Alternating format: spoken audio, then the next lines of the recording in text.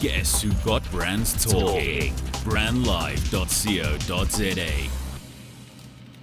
Good afternoon, Brand Live listeners. You joined today by Wandile Boitumelo. We're hosting such a phenomenal woman right now today, Yolanda Mzo, who is the founder of the African Narrative. I'm here also with my co-host. She will be introducing herself. Good afternoon to our beautiful listeners. My name is Boitumelo and I will be Wandile's co-host. And in studio today, we have a beautiful young woman called Yolanda Mzo. She's the founder of the African Narrative, an NPO focusing on improving literacy standards. Well, welcome to the show, beautiful lady. Thank you for having me. Okay, then let's get straight into it. Oh, shucks. Can we start? No, we can't.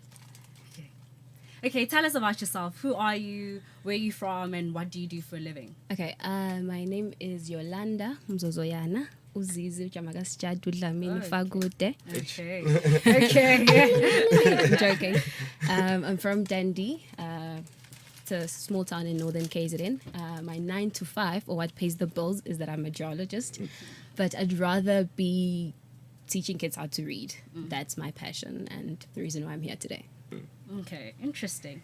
Okay, please just inform us about the African Narrative. What inspired you to start the organization and when was it founded? Okay, it was formally founded a year and a half ago, and what inspired it was literally my life, the narrative of my life. I grew up in northern KZN, and I was raised by my grandmother, and I went to a previously disadvantaged school, as it's known. And so it was 10 years later where I went back to the primary school because I wanted to give back. You know, when you're like, okay, I'm in varsity, I've gone to Joburg, the hustle and the bustle, but what can I do to give back? And I was like, okay, should I do food, school shoes? And I was like, okay, what was my struggle? What was my journey? And that's when I went back. And when I was growing up with my grandmother, I went to a very poor school where it was corrugated iron. When it's hot, it's really hot. When it's cold, it's freezing. And I went back to the school and there was no library 10 years later, you know. So I was like, and then backtracking to my journey, being in that primary school, it was Zulu. It is rather predominantly Zulu. So after my parents got a bit of money working, I went to a white school. Model C. You know? And so when I got there, English. English, I was like, who are you? You know, so and that obviously affected my marks because that's the language of instruction. You know? And so what changed my narrative is that when I got to that school, my parents and my teacher were like, okay, you're bright, but clearly the marks are not indicating such. And by reading more and understanding the English language, that's when the narrative of my life changed. My marks just grew exponentially, and hence the name, the African Narrative, because that books changed the narrative of my life. Yeah. And one thing I saw about your NPO is the fact that it donates books to African kids or something like that. So what I'm interested in is I've realized that the biggest problem also is the culture within households.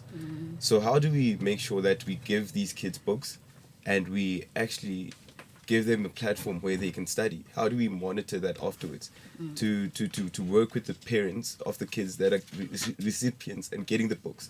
How do we inspire the parents to be part of the journey as well? Okay.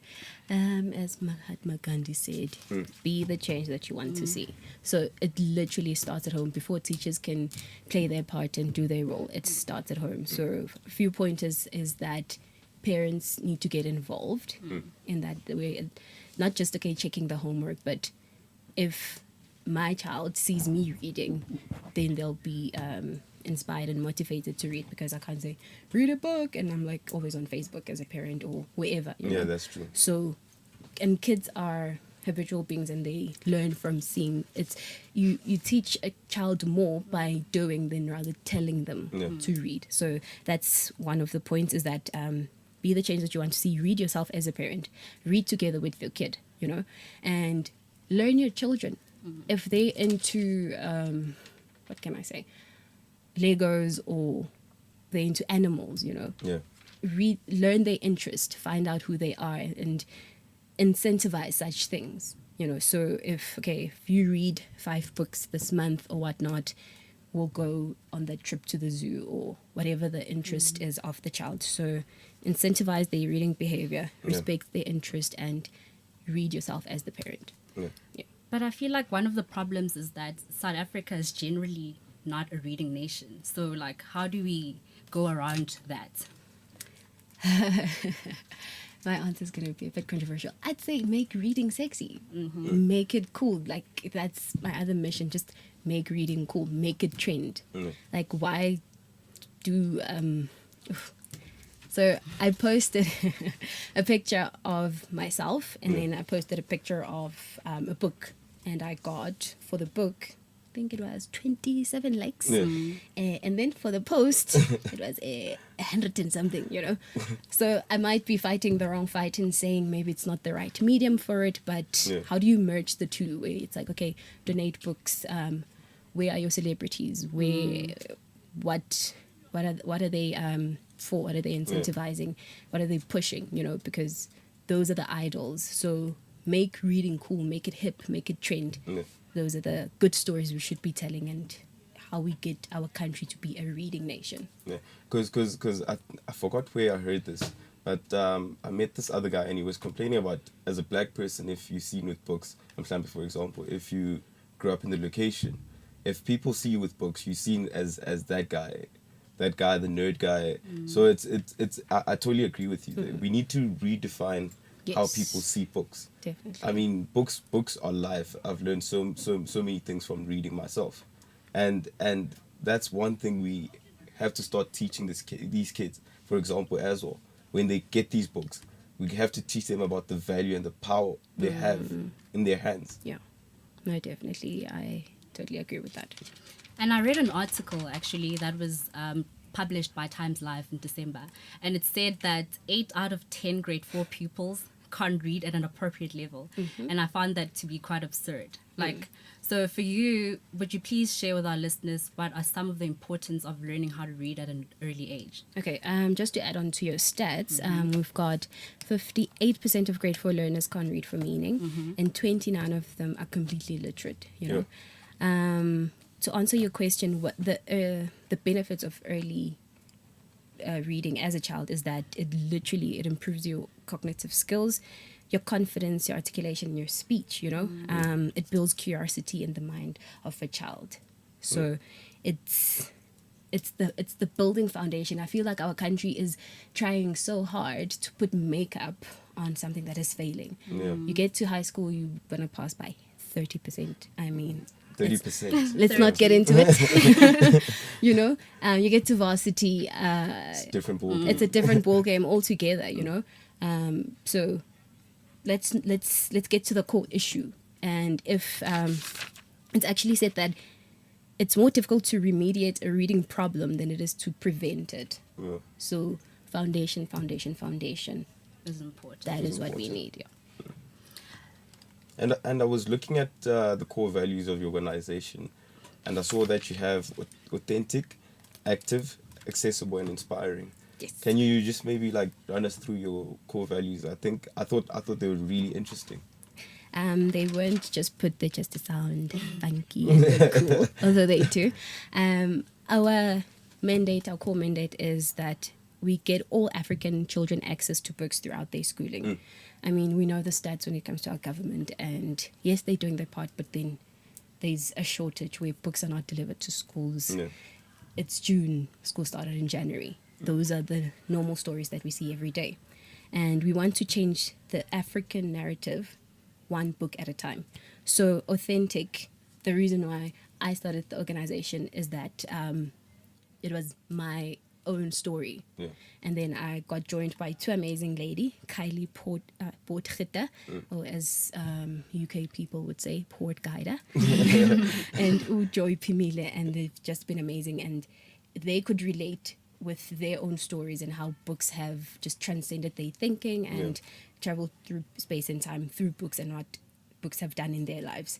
We're active. We are the bridge between the people on the ground, the schools that are not getting books, the schools that have no libraries, and the corporates that are in Joburg, your Durbans and your Cape Towns. So we are that bridge between the two. So that's where active comes in. We're accessible. We're on social media platforms, word to mouth, our friends. That's how we started our social media platforms. So we're accessible to both parties. And also what we want to do is to inspire by these kids reading these books that they will change their thinking and their circumstances, because ulapo elokshini, and this is all you know. You see people sitting in the corner, and that's it. You know, that's your frame of reference. And what a book does is that it takes you out la pukona, and it just elevates you. And I can go on and on about reading. Yeah, definitely.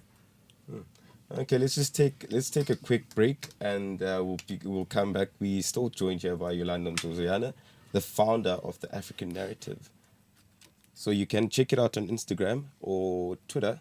Okay, I'm not too sure what the name is on Twitter. So can you maybe provide us more details about social media presence? Okay, on Facebook we are the African Narrative, and then on Instagram it's the _. Yes, I got that one correct. It's the _African _narrative _. That's on Instagram, and then on Twitter it's the same thing, the African Narrative. Okay, thank you so much. In your face, all over the place. We're online 24/7. 24/7. You're listening to the hottest internet station. Brand Live. No doubt.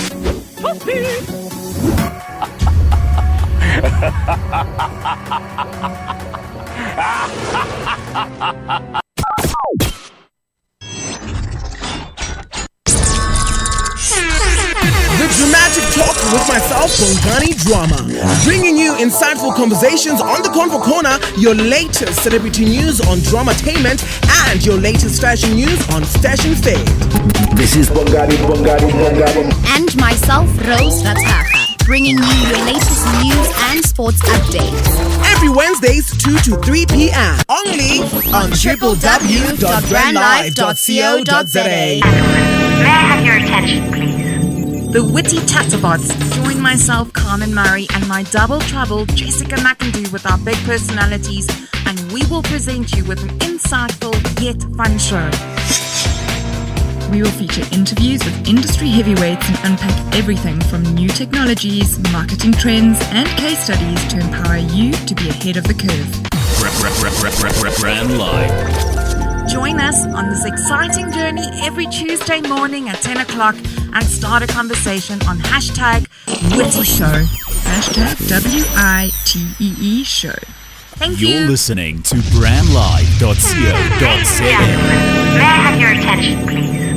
The Witty Tatterbots. Join myself, Carmen Murray, and my double trouble, Jessica McIndoe, with our big personalities, and we will present you with an insightful yet fun show. You're listening to brandlive.co.za. Welcome back to the Millennial Investor Show. In studio right now we have Yolanda Mzo. And before the ad break, we were talking about the African Narrative and what the organization is about. I'm sure people are wondering what channels they have to go through in order for them to be able to donate books to you. What do they have to do?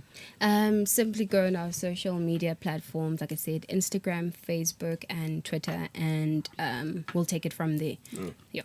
Okay. And what kind of books are you looking for? Currently, we are targeting primary schools because that's the foundational phase that we find ourselves in. So if you go to an exclusive books, wherever you're going to be purchasing the books, if it's a new book, you can just tell them from grade 0 to grade 5 or up until like grade 7. Yeah. So those are the types of books that we are dealing with. But all books are welcome. We do not discriminate because the problem still exists in high school as well. So whatever books you have at home, I know the gathering does. Don't be that person.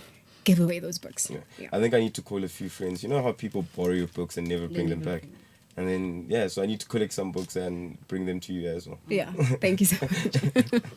Okay, so I read somewhere that you guys had a target of reaching 2,000 books from donations. Did you guys reach that target? We reached it and we smashed it. Yes, talking about that, we are just on the final stages of our preparation for the drop-off. We're waiting for shipment from all the way from the UK, from a really, really good friend, Uzola. Thank you, Zola.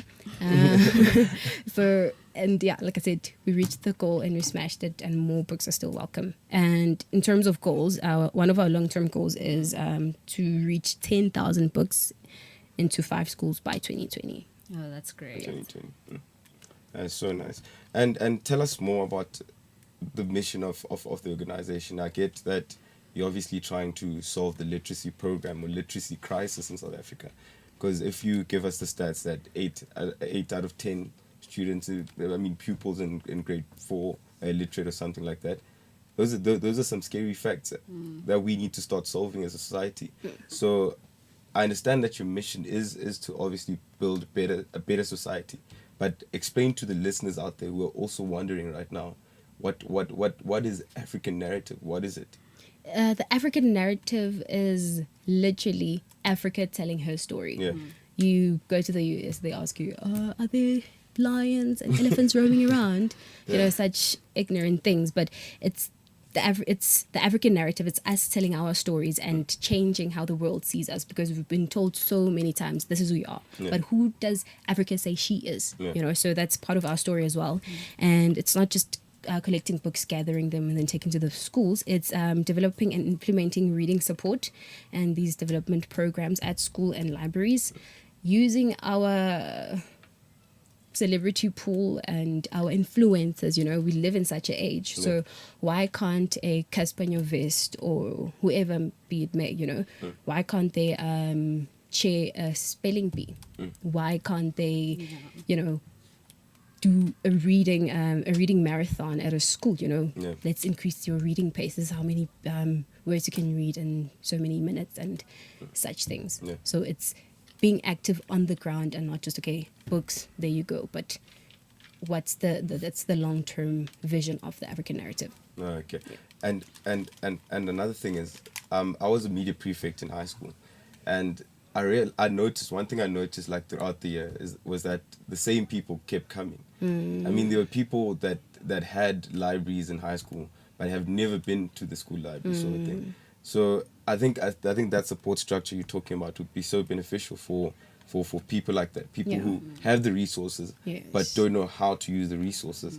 So I think that's another thing you obviously trying to tackle. No, definitely. We need to get that mindset and that culture of leaders are readers. Make reading trend. We had the money challenge or the phone money challenge trending the other day, and then this other rapper from the US did a book challenge where like that was the hype thing. Books are cool. That's so nice. So do you guys plan on teaming up with any celebrities now to like endorse the whole book thing? Yes, we are targeting business, celebrities, and anyone who's like-minded and who believes in books. Okay, so I'm aware that good reading skills enable kids to learn more than what they teach them at school, right? But how do we deal with the lack of proficiency in language of English teachers in township schools and rural schools? Because that's a problem as well that we're not aware of. Yeah. I believe that teaching is not just a 8-to-5 job. It's one of those things that are a calling, and it's a destiny thing as well. So obviously you find other teachers where it's like, I just need a job, right? But what our government can do in that perspective is take these teachers that are already in there and upskill them, you know. And it's not just, if my sister now who's in school is learning the same things that I learned, there's no progress in that, you know. So it needs to be an ever developing thing. So upskill the teachers that are already in school and make sure that it's a continual learning process, because kids are here. They're very quick. We are in the era of technology, smartphones, so you need to keep up with these kids. Listen to the kids, man. Yeah. That's true. But then I read also somewhere that you can't get books from private schools because, I mean, people are using iPads and stuff. So how do you deal with that? That was one of our challenges as the African narrative. But yeah, private schools, they're not the majority. That's not what's on the ground. You know, there are schools in Africa or there's villages in Africa that are just run by women. Do they have books? We still need paper. Before we can get to iPads and iPods and all of that, we need the analog. We need the old school method of reading. Because because reading, in my definition, is that it's decoding multiplied by comprehension. Yeah. So before I can take a smartphone and see what it says, I need to go to Benny Butter, but you need to start there first, so we can start there and then take it from there. And then take it there. Yeah, definitely. And for our big question, I asked you beforehand. At least it's not a shocker. so I asked you, what's the worst financial decision you've ever made, and how did you learn from it? This was, it was one of those questions where you're like, should I tell the truth or should I be politically correct? Be honest. Be honest. Indeed. And I decided to be honest. It's very embarrassing, FYI. But a few years ago, when I got into a serious relationship, I got coerced or whatever to taking out a loan for a former companion. Ouch. You know, and I don't know, maybe I speak on behalf of women. Like, I don't know, we love with our hearts and our livers as well. True. It was stupid. Don't do it, baby girl. It's a trap, you know. And I read a post where it said on Facebook where it said, until debt does us apart. Yeah. Until debt sets us apart. And I was like, I don't need to read that any further, you know. So I think also maybe the next time getting into relationships, be honest about your financial setting of where you are with your partner, because that does play a role in relationships. Yeah. And just to add a bit to that, the first time I saw my mother's payslip, she's a teacher, but now she studied further and became a deputy principal. Go mom. You know, and teachers don't get paid much. So the first time I was 21, you know, as you grow older, your relationship with your parents progresses. And I saw her payslip. Yeah. I wanted to apologize to her and Jesus for ever asking her for anything, you know. So also in the home as well, have those conversations with your kids about financial literacy. Okay, this is our expenses. Maybe you don't have to go into detail, but make them understand, you know, because just saying, no, there's no money for your soccer boots. But you work, eh? Yeah, that's true. You just go to the ATM and like money comes out, you know. So having such conversation, making your kids or teaching them how to have a budget, then it's a skill that you teach them from there on. True. Yeah, having those honest and open conversations. I just had it out with you guys. And I've realized it's such an important skill that you need to take on as an adult. True. Because now when you have your own family and at home they never taught you about how to handle your own finances, you're still going to struggle as a parent to even cover and pay for school fees and all those things, because you've never learned how to manage your money. And black parents don't really like to talk about it. So they don't want to talk about finances, and how are we supposed to know? Yeah, it's a very provocative topic at home. You can't just get there like, hey guys, how much do you guys earn here? Like, tell me, where are your pay slips? Let's see how we can solve this thing, you know, right? But that change will come about with our generation, you know. Let us train in things that matter. That's you know, because like when you go on Instagram, all you see is booty. Yeah, you know. Definitely. But let's make the relevant things trend. That is so true, and that's one thing I also like. I don't like about social media is the fact that people aren't taking out the things that are relevant, the important things out there. Everyone's just busy, just being shallow, and it's very saddening to be part of a generation like that. No, definitely, it's filter Snapchats. Be part of the change. Definitely. Okay, talking about labor markets. So, how do you think literacy standards will affect you as an individual when you go into the labor market, like poor literacy standards? That will definitely affect everything because literacy and the labor markets and the competitiveness of a country is directly related or correlated. So we need educational infrastructures. How do I, as a scholar, Malahleni or wherever, I'm learning about science and what's this, an experiment, but I've never seen a lab. You know, that's where infrastructure comes from. That's where the GDP needs to be located and allocated to such infrastructure, because you need to see it. You can't just, it's theory, it's reading, but once I see it and it's tangible, then my mind goes crazy in a good way. Yeah. And I think that works a lot when it comes to self-employment, you know, because that's very crucial in our country. We need that. So if we at least are able to up our game in terms of literacy standards, that will also help in that aspect. Yeah, definitely. That's true. Yeah. I always say that you don't have to be degreed as a thermometer, barometer. But if you are someone who can read, if you are someone who can assimilate information, we live in the era of vloggers and bloggers and all these things, you know, but you need to know how to read. You need to know how to, even if you're on Instagram and you have 100K followers, that's advertising, that's revenue that you can use, you know. So if you can read and you can do something for yourself, because we find a lot of graduates sitting at home, that's predominantly to do with our schooling system. You get to high school, it's like, what do you want to study so that you can get that job, you know? No, how about what do you want to study so you can create jobs? That's also another mentality that we need to focus on, of entrepreneurship and schooling system being functional. Yeah, that is so true. Because the other day I was speaking to like a top exec at this from this other company, and he was telling me that his son is not going to university because he says university sort of teaches you how to think inside the box. And is like, his kid is already a good programmer. He's good at what he does with computers and everything. So he feels if he takes his son to the university, it's going to make him think inside the box. And that's another problem I think we're experiencing as a generation, where in university they're just teaching you things, but they're not teaching you how to think.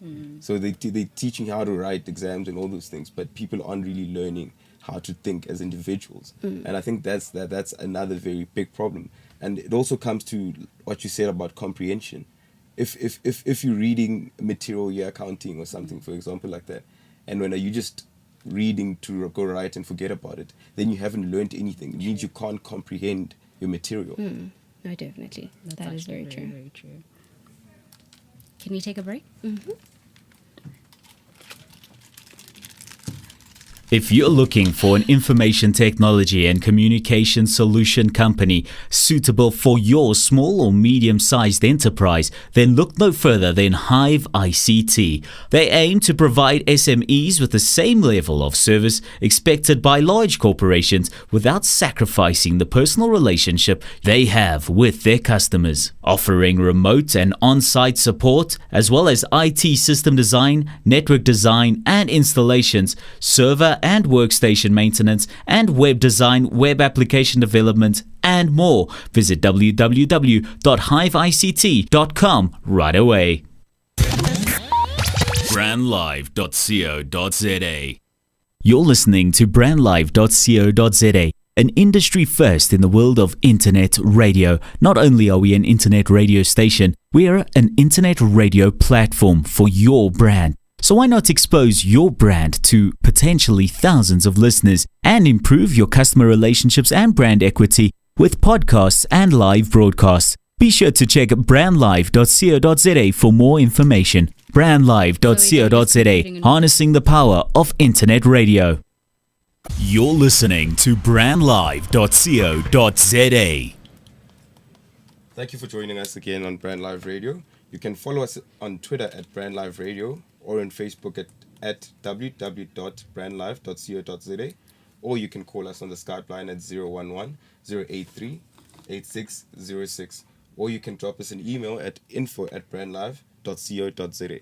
We're still with the founder of the African Narrative, Yolanda Mzo, who has been explaining to us what her organization is about and what their mission is about. And it's been such an inspiring session here in studio today. I feel so inspired that young people like Yolanda are actually doing things like this. It's very inspiring. It's really, really inspiring.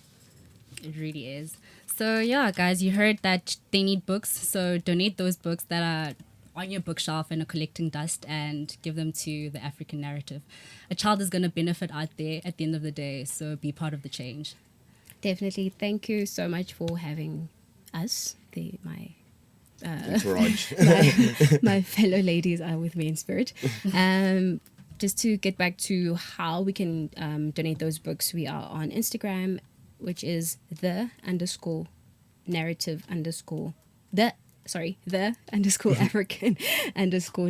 then on Facebook you simply search the African narrative, and then we'll take it from there. Okay. And part of our plans is that we'll be having our website out soon, and an app on the way. Yep. An app Sounds is on the way. interesting. Yes. Sounds interesting.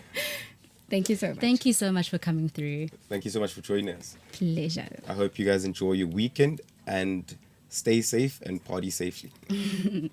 Have you ever thought about the power of social media? Social media has the power to make your business grow. Yeah. Why don't you let us manage your social media? Because our business is to see your business grow. Visit us at www.beastdownmedia.co.za.